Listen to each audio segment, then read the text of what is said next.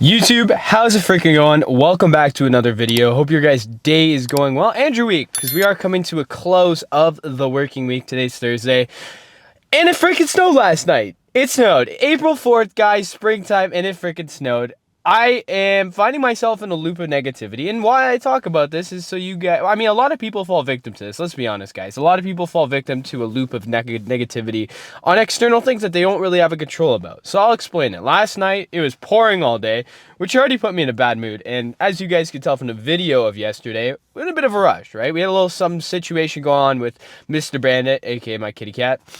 He got a cut on his leg, or rather a tumor, got it removed, then the stitches ripped off, so he was open wound, so we had to bring him to the veterinarian to get stitched up and whatnot. So, you know, it took a little bit of time yesterday, and, you know, of course I want to make sure he's okay and whatnot. I am a schedule-based person, so, like, when I kind of out of my schedule and, you know, I can't really do certain things that I need to, it annoys me a bit, and it does put me in a little bit of a negative mindset.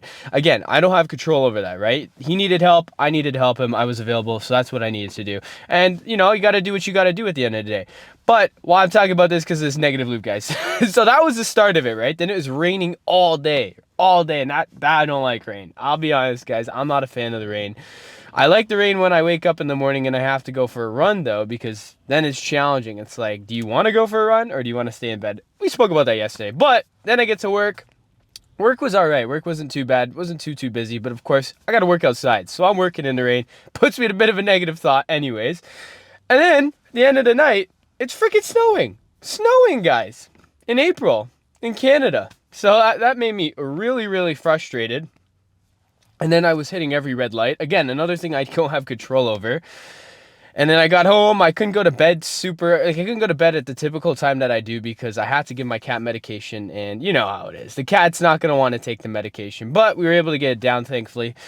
But all that just compiled upon each other. I didn't really get a lot of sleep last night. I woke up late today, which kind of throws off my schedule a bit as well. And at the end of the day, you live and you learn, right? You adapt from these sort of situations. You just got to make do with what you have, because I can't take back the sleep or whatnot. But I find myself in those situations only looking at the things I don't have control over, guys. And that's just what kind of happens when you're in those situations, especially when you're in that tunnel, right? One thing pisses you off, or annoys you rather, and then the next thing, you're more receptive to being annoyed by things, right? Typically speaking, when you're in a state like that, you're actually kind of looking for it. Let's be honest, right? Like a red light and also slow drivers. And I can't really knock that because, myself included, I put my summers on already, right? I was expecting no more snow. Summers are on, so it was a little slippery driving home. So, of course, you got to take your time, be safe.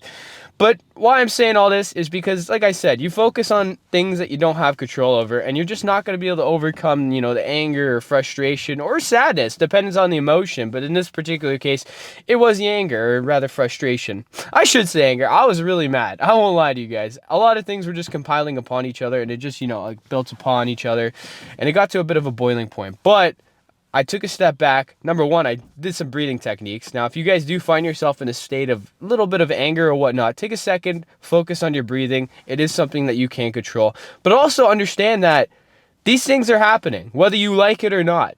And the only thing you have control over is how you let it affect you. And so that's what I did, right? And that kind of touches on upon what I was talking about yesterday, guys, with the responsibility element. I'm not responsible for the light turning red. I'm not responsible for it snowing. But I am responsible for how I let it affect me. And that's where you got to look at, guys. And that's where, you got to focus on things you have the ability to take responsibility for and control. I can't control the weather, can't control the lights, can't control whether or not my cat gets injured or not. And I also I can in a sense, but you guys get the point. And I can't control, having to go to bed late and having to get a couple extra hours, or rather a couple half hour or whatnot of extra sleep. So yeah, needless to say, focus on the things that you can focus on and that you can control, guys, because you're never going to get over something unless you view it that way. And without further ado, it's fucking gym time.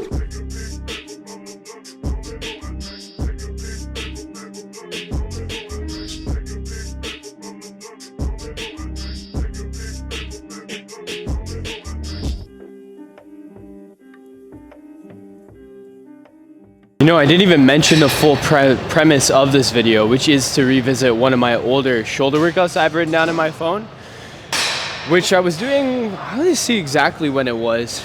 I think it was like 2022. Yeah, so this is March 24th, 2022. shoulder workout, which is actually insane to think of. You can also gauge the progressive overload that's occurred over that time. However, I will say back then I would just do a little quicker reps. I was more so going for the weight and volume rather than actually controlling the tempo. And I'll also mention I did 6 or 7, one of the two, I think 7 in total. Exercises per shoulder day, and I would just isolate the shoulders. But today we're only going to do 6 because one of the movements that I would hit on a shoulder day is deltoid flies, or just deltoids in general, the rear portion, which of course I hit yesterday, right, when I was doing the single hand deltoid fly. If you guys didn't see that, check that out because it did do a little different variation of that, which I will touch upon again, I'm sure. Shout out Jeff Nippert for that. But gonna be supersetting because I am limited on time, so every exercise that I do today I will be supersetting, which is something I didn't do back in the day, but I did time my rest. I remember I used to time my rest, very limited rest too. I used to do like 30 seconds or something like that, and I'm pretty sure I just recorded the first set that I did, so it is also going to be a little harder to gauge the progressive overload. But regardless, we're gonna work hard. One thing I did that I didn't even realize was a straight arm side raise. Now this is an exercise I haven't done in a long time because I've just been more of a fan of just doing a bent over a little bit with the bent elbows, lateral raise, which I'm still gonna superset with and do in this particular set. But back then I would just do a straight arm, which is something, like I said, I haven't done in a bit. I guess it works more so on the deltoids rather than the lats, right? And I mean, when I am doing the lats, I'm forgetting the name for it, lat pullover, lat flies or whatever, I'm still hitting my deltoids, right? More so on the top portion, rear portion, but I'm still hitting them. This is more so to really emphasize it and just keep my arms straight and bring it out to the side. So obviously I'm not gonna be able to lift a super heavy weight, but we are supersetting. So once I complete this, I'll go into the lats, lat exercise more so. Let's get this done.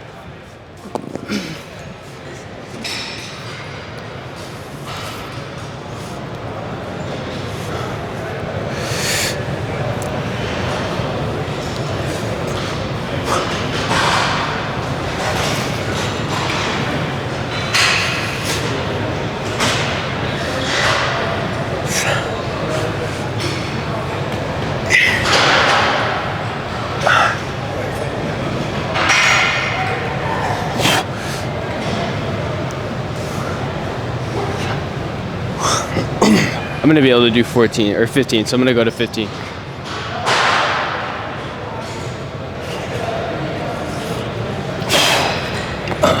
Just to indicate I'm at the up the weight. That's actually the weight I was doing back in the day, but I did it for 13 reps. And of course, like I said earlier, I didn't control it nearly as much.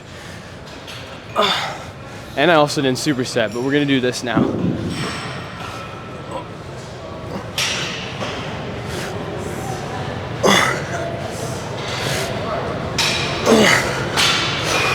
I'm gonna do 10.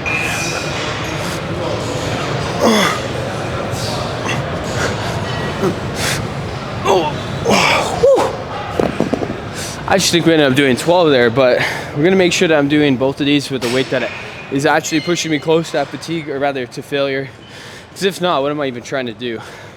Make sure you guys are controlling it. Of course, you're choosing a weight that you can do correctly, especially with this one. So if you do too heavy, you are risking a chance of getting injured. I mean, you risk that chance with any of these movements, but the whole purpose of this is to not use any momentum. Versus with the other one, near those last reps, some momentum is definitely going to be used. You just want to make sure that you're mitigating it, and the reps prior are very well done. But it's just kind of getting past that like level of fatigue, because again, I personally like to go to a level of fatigue where my form starts to compromise, and then if needed, as you've seen, do kind of more partial reps, cheat reps, whatever you want to call it, but 3 sets in total. Let's get done. All right, I'm gonna do some shoulder press now, dumbbell shoulder press to be specific. I'm not gonna be supersetting this with anything, and I am wrapping my wrist. It's just something I like to do, especially with the dumbbells when I have it over my head and I don't have a spotter, which I do recommend having a spotter, guys, regardless of if you know that you could control the weight or whatnot, because your muscles might give out, right? And the last thing you want to do is fucking have a weight fall on your head or whatnot. And you know, people are here for a reason, right? Especially if you're going with partners. Just make sure they're attentive when you're doing any set you're, you know, with dumbbells or free weights or any really weight at all. Because at the end of the day, guys, you can just like tear a muscle mid-set and the weight falls, and that's the last thing you want to do. But remember the name of the exercise, lat raise. But I should also mention, I was doing 45 seconds rest in between those sets. And I've said it before, you know, when you are resting in between sets, it is specific to the person, right? And I watched, like I said, I watched the podcast with Mike Israetel.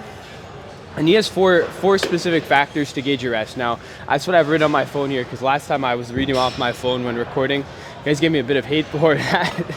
So that is what I'm reading, just relaying the message of what he said, which number one is your cardio isn't a limiting factor. So essentially, if you're doing a certain set and you start to, obviously you're going to be fatigued, your heart rate's elevated, and you might be out of breath, right? And if you're incapable of doing another set because you're out of breath, you haven't caught your breath or whatnot, it's really no point in doing it, right? Because the stimulus versus fatigue ratio is more in favor of the fatigue element, and we are trying to achieve stimulus, right? Second thing is, do you feel strong? Right? Do you feel like you could do the weight, especially with this specific exercise? I am going heavier, right? So I want to make sure that I'm going into each set feeling strong, feeling rested, and feeling like I could actually control and do the weight properly. So the last thing I want to do is grab the weight and fucking fail on the first rep because of my strength. Are the synergist muscles a limiting factor? So for example, I spoke upon this yesterday. Synergist muscles when we do lat pull downs are your forearms, right? So if my forearms are too fatigued to the point where I feel like I can't do the set, then I'm not ready to do the set. So obviously I need to rest a little bit longer before going into that. And that's just kind of the bad thing about having those synergist muscles worked. And synergist muscles, for you guys don't know, is like a secondary muscle being worked when you're doing a particular exercise. Like for example, with a squat, right? Your lower back might be getting a little sore, and that's the synergist muscle in that case. And you got to gauge that, because you are trying to hit your quads and your hamstrings and your ass when you are glutes rather, when you are doing squats. So I mean, you're not trying to hit your lower back. So if your lower back is fatigued, take a little bit more rest until it feels ready and good to go. And does the target muscle have enough in it to do at least 5 reps? So that could be dictated based off the weight you choose to do or whatnot, but you definitely shouldn't go into a set and do anything less than 5 reps if your goal is hypertrophy, right? If you're doing strength training or whatnot, then it's a different story. But for me personally, I'm a hypertrophy trainer, or rather enthusiast. I'm trying to get muscles bigger. I'm trying to get stronger as well, but I like to aim between the 5 to 30 rep range. Personally, I do 8 to 12. But if you can go into a set and you can't do 5 reps, there's probably not a good, unless you're trying to strength train, there's no good reason to do it. So just remember those points. Shout out to Dr. Mike Israetel. The guy's very knowledgeable, and that's kind of how I gauge my reps as well. I mean, I do time it by 45 seconds, but I also like take a second to feel how my body's feeling, right? Because it's not just about the time. It's not about just, going into the set with limited rest in between. It's about going into each set and being able to do the reps correctly. But I don't want to chit chat for too long. I'm gonna be doing a dumbbell press. I should also mention one more thing with the dumbbell press. Use your guys' knees, okay? Some people just try and fucking lift it up. Put the weights on your knees, pop 1 up, pop 2 up, and then you should be good to go. And also put the bench on a bit of an incline. You don't want it fly. So just remember that. Let's get this shit though.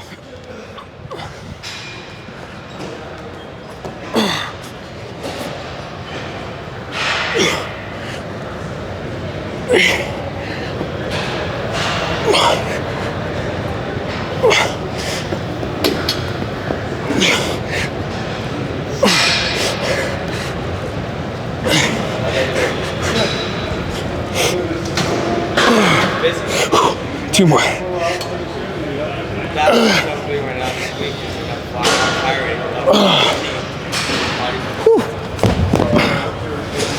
Also be careful where you put your phone. I've seen people fucking throw their weights off after doing their set and it land on their phone. I might up the weight. I'm gonna see again. I'm gonna gauge my rest off those factors that I said right there. I am feeling fatigued right now, aka tired, and also not very strong because obviously I did heavyweight. We're gonna do this for 3 sets. We're gonna do this for 4 sets because it's individualized. If I'm doing a superset, then I feel more comfortable with the 3 rep range, or rather 3 set range, but let's get this shit done. I think it's important for me to touch upon the rest situation I was just discussing, because sometimes people will do a certain weight and they'll take a very long rest, right? Because they wanna go through those factors that I discussed and make sure that they're capable of lifting the weight. However, when you get to a certain point in your rest, it just makes more sense for you to drop the weight, right? If you're doing a certain weight and you're incapable of hitting that 5 rep range and you're taking like a 5-minute rest in between each exercise, or set rather, it's kind of mitigating the amount of work that you're actually getting out of it, right? For me personally, I won't rest longer than 2 minutes. Everyone's different, right? Everyone has different methodologies or whatnot. I don't like sitting around waiting or whatnot. I mean, sometimes I guess I do rest for about 5 minutes when I'm waiting for Shahir or whatnot, or Andre, but the reality of that is when I am waiting that long, I gotta make sure every set is going fucking hard as fuck, right? Because, I mean, you should do that with every set, but more so when I'm doing that, because if I'm resting for 5 minutes, I gotta lay it all out on the line, versus this, I'm resting for about 45 seconds. For the dumbbell press, I did rest for a minute. I rest for a minute, did 4 sets. The weights, or sorry, the reps gradually dropped, which is expected, especially when I'm resting like that.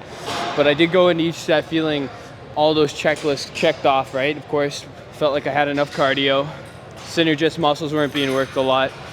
I could do more than 5 reps, and I felt strong.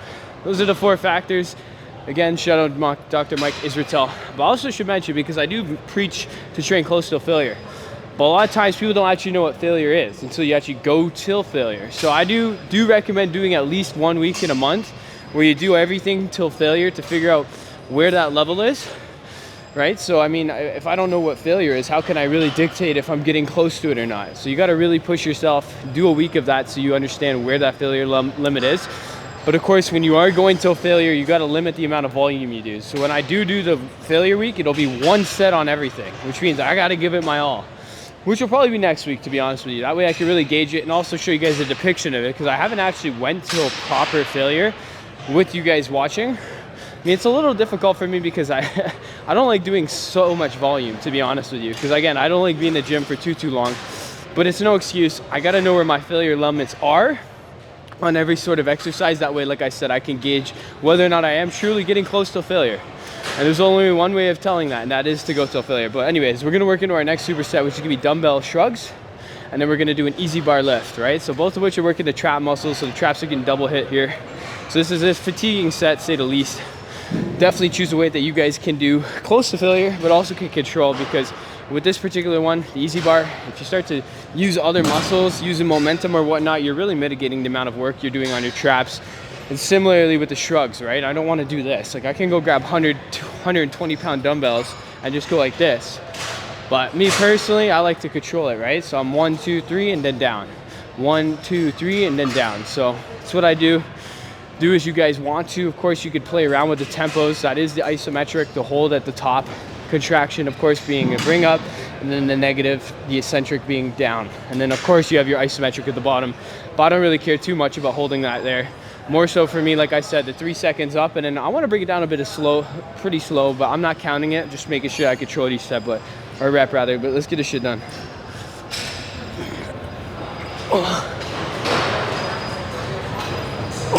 One, down. 2, 2, 2, down. You should bring it all the way down. 3, down.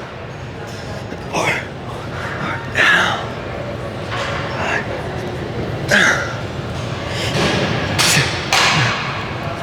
5, 7, down.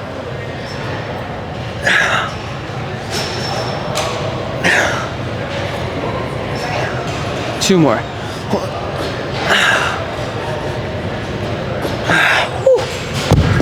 Just holding on with my fingers there at the last 2 reps there. Right into the easy bar.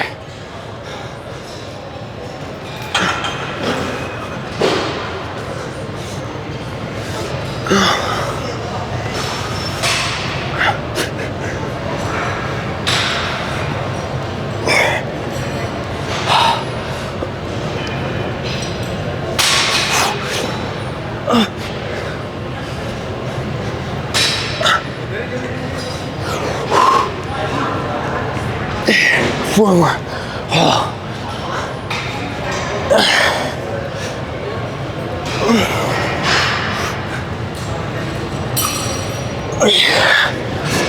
Last one.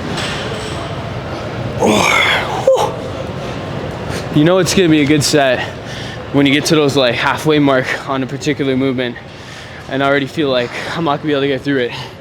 But I push myself through it, and that's kind of type of mindset I want on every set that I do. If I don't feel that, I don't really think I'm getting the maximum out of it. But I'm gonna do this for 3 sets. Remember, 45 seconds in between, but of course you wanna go through that checklist to make sure each element is checked off. Let's get this shit done. I decided to record the last set here, but I need to say a special little message to Mr. Andre Baller. Now, I haven't spoken about him too much because homie's not coming to the gym anymore. He just flops, lies, says he's gonna come and doesn't come. That's all right, everyone has their own ambitions and shit like that. But a little someone told me that when I message, because I message everyone in the morning that's close to me, good morning, have a great day. because I feel like it's a good way of, you know, making sure you're maintaining the connection you have with people in your life, because a lot of times we get too busy with our lives and don't actually put in the effort to say that type of stuff, and it's very easy to do. Say good morning, have a great day. Pretty simple shit. Say it to the people that are closest to me in my life, and I recommend doing the same. However, I was told that when I say it to Andre, sometimes he doesn't respond because he doesn't want me to ask him if he wants to come to the gym. Now, whether or not Andre's watching this or not, it's time to get off fucking Clash of the Clans and start doing shit that's actually gonna benefit you. Because a lot of times that guy's just playing Clash of Clans in his bed all night. And you know what? I see his dad here all the time. So shout out Wayne. Wayne's putting in that fucking work, but hopefully Andre could take a book out of, or page out of his dad's book and start coming and staying consistent with things that he said he's gonna do. Because he did tell me he's gonna start coming to the gym consistently, but hey, each to their own. Just don't fucking do that type of shit. Just figured I'd let you guys know the scoop. But back to the main point of that, definitely take a little bit of time in the morning or whenever. Just let your friends know you're grateful for them and tell them to have a good day, right? Because again, life is short, and they do say that you live longer. What is it? Like, your duration of your life is dictated by the close relationships that you have, more so than fitness, more so than money, health, all that shit. Well, health not necessarily, but having close relationships with people is amazing, because you have a support system. You have good people around you that motivate you to become better. It's similar to what I say about the tribe situation, guys, but you have to maintain a connection. It's like anything, right? You can't expect to go to the gym once a week and expect to have amazing results. You got to come on a consistent level, and you can't expect to work out for 2 months and just stop fucking working out and expect the gains to stay and everything to just stay the way it is, right? You got to continuously put in the work. You got to show up when you don't want to show up and all that sort of stuff. So just remember that. It's very important, guys. It's applicable in literally anything you do. Work, whatever. Change around the camera angle, but we're going to work into our last set. Holy, I moved it too much. Definitely the struggle of having one person. I feel like I'm back at the original spot, but we're working into the last set here of the shoulder press machine. I noticed on this particular machine, I could really load it up, and I feel like I'm doing it correctly. You know, I'm able to do it to the form level that I want to, and the tempo that I want to, and it's a pretty nice feeling. But I also want to mention one more thing that I've seen. Everyone should know Jay Cutler. If you guys don't know, fucking amazing guy. Very massive guy. Him and Ronnie Coleman had the biggest rivalry.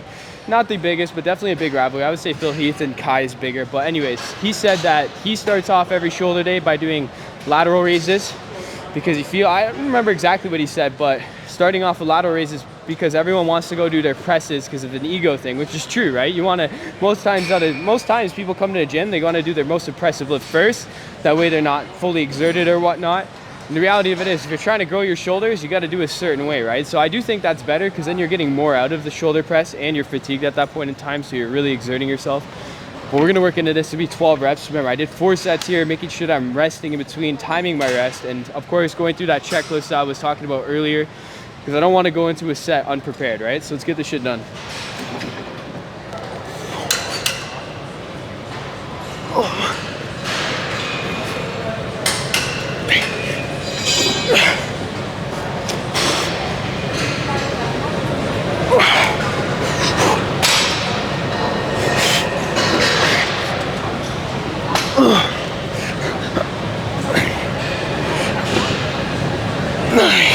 Three more.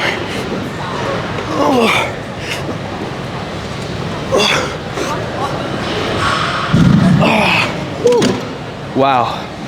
I think I did, yeah, 120 on both. I probably could max out this machine, but again, it ain't about maxing out the machine. It's about getting the most out of the machine. If that does mean maxing out, then sure, but I ain't about ego lifting. I'm about pushing myself and putting myself in a position to grow. And sometimes when you put yourself in a position of too much weight, sure, you have that growth element, but fatigue to stimulus ratio just kind of wavers more towards the fatigue element, right? So you guys gotta remember that. And also I should add another element to that, which is the injury element, right? Because heavy weights equal possibility of injuring yourself. But we're all done. We're gonna pack up our shit, wipe down the machine, because you should always clean up after yourself. Let's get out of here. We have made it home safely. I hope you guys enjoyed the video. If you did, hit that like button. Apparently it gives you extra gains. Or it actually makes your bench press 5 pounds heavier. Not sure. The only way to find out is by hitting it. Hope you guys are doing great though. You know, the week's coming to an end soon, but doesn't mean we're not going to put in the effort, regardless if it's Thursday, Friday, Monday, Tuesday. Doesn't matter, man. We put in the work every single day. And of course, guys, living every day like it's our last, because it might very well be. Let me know what podcasts you guys listen to. I'm very curious. Me personally, I got a little bit of an arsenal of them, or a little armory of them. I like to listen to Modern Wisdom by Chris Williamson. Very, very good. I like to listen to The School of Greatness by Lewis Howes. Very good as well. The Mindset Mentor by Rob Dial. And the final one, Bedros Keuilian. I don't know the name of it, but Bedros Keuilian, very influential guy in my life. And I also like to listen to Mind Pump. Now, there's three hosts of that one, and I can't remember all their names, but also a very informative one. Guys, listen to podcasts. You know, you got Andrew Huberman. You got so many great fucking podcasts to listen to. I personally like to listen to them, especially if I'm going to work. It's just kind of a ritual that I have. Love learning new things, and like hearing insights of other people's opinions on things, because that's how you learn, right? Especially when you listen to someone who's opposing your opinion, because we do get locked into this like tunnel of information where it only relates to what you like, right? And that's the problem with algorithm, guys, is, you know, you're only going to get reinforcements of your personal opinion on things unless you go out of your way to challenge your personal views. And that challenging your personal views is what growth is, guys. At the end of the day, you can't expect to grow if you're just in a loop of constant information that just relates to what you're saying, right? I don't know. Like, let's say your opinion is that Mazdas are the best cars. That's all you're going to see. Oh, Mazda's good for this reason, this reason, this reason. But the only way to truly challenge that is to go out of your way and look for it. And again, that's the problem with algorithms. But you can't trick an algorithm to be good for you, especially in terms of mine.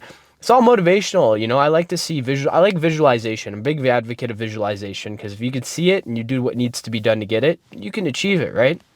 And especially in those days that I find myself not super motivated, I'll take a step back, think about where I want to be, and, you know, of course, also look at what I have, because if you just look at where you want to be and you don't look at what you have, you'll never be satisfied, guys, because you have a lot more than what someone else wants, or a lot more than, like I say, a lot. If you're watching this on your phone, your laptop, your TV, whatever the case may be, you got a lot more than what someone else does, right? So you got to take a step back and obviously look at the gratitudes. But visualization is very important, guys. That's why I like my Instagram the way it is, because you get to see, you know, all this motivation stuff, right?